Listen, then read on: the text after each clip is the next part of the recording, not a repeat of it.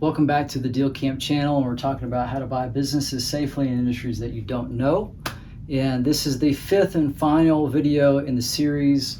We've talked about apprentice models, industry peer groups, getting a partner, finding deals with management in place, and now we're talking about this thing called the 100 BLDs, the 100 breakfasts, lunches, and dinners.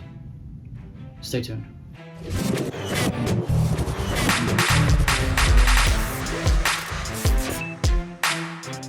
Okay, we're talking about 100 breakfasts, lunches, and dinners as a way to learn about an industry that you don't know and to be able to invest safely. And so how are we going to do that? How does this work? Okay, it's a really simple process, and I'm going to tell you a little story about somebody who did it and made a lot of money. And this is one that I'm very fortunate to the Acton MBA program and a guy named Jeff Sandifer, who's a former, basically a wildcatter oil man, and this is something I learned from him. So Sandifer was a teacher of mine whenever I was going through the Acton MBA program.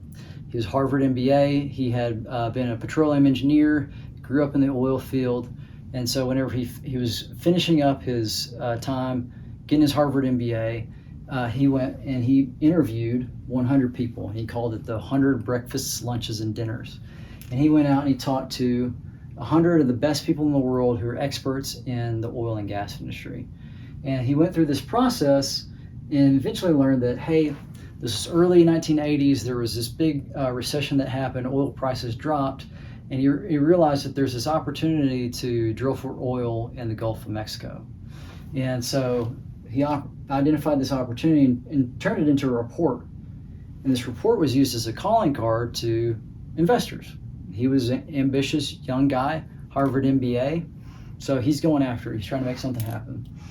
And so he circulates this to investors, and he uses this capital that he secures as part of this from an investment group to also secure a bunch of oil and gas engineers and just a big team who had worked for like ExxonMobil and all these great oil companies, but who were, kind of retirement age. They had, because of the crash in the oil field, it sounded like they had taken basically early retirement, and they wanted something to do. And so he recruited these guys, and they helped him to identify this major opportunity, these major leases in the Gulf of Mexico, and helped him get the financing to actually drill the holes, right?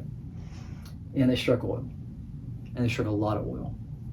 And it wasn't necessarily by accident. It's because he kind of knew exactly where to go because of all of the resources that he'd been able to attract around him as a result of where he started, this 100 breakfasts, lunches, and dinners. To sum up that story, a few years later, he was able to sell the company for about $500 million. He's still in his 30s. Huge exit for the guy.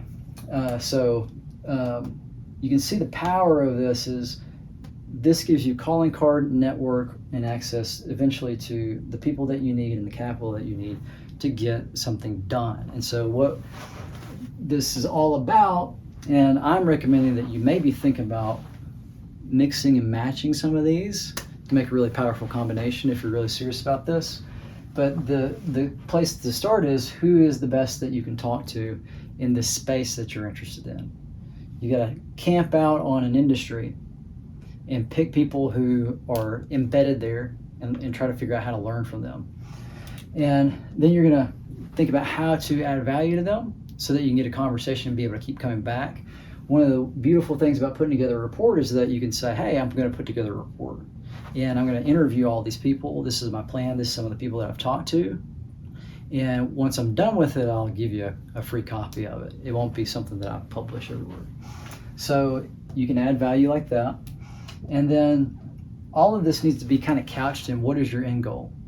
So Sandifer knew that he was going to be in oil and gas. It was really, where is the opportunity right now in oil and gas that I should be focused on? And he figured out exactly where it was. You've got to do something similar. You've got to camp out on an industry or an opportunity or something that's happening, and you got to go deep And if you do that, you will develop an expertise around what's going on in the industry, and you'll develop the connections where you are going to be at the cutting edge.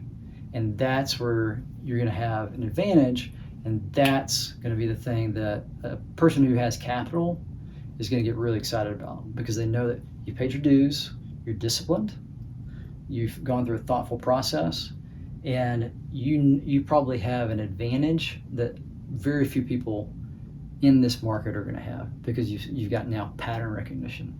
You know what's going on in the industry. And so coupled with, a partner or some other opportunity like management in place, this could be something that could be really, really powerful for you. So that's about all you need to know about breakfast, lunch, and dinner. Is just pick a spot and get after it, and try to figure out a way to add some value. So with that, hope that helped. That is the 5 ways that you can buy businesses safely in industries that you don't know a whole lot about.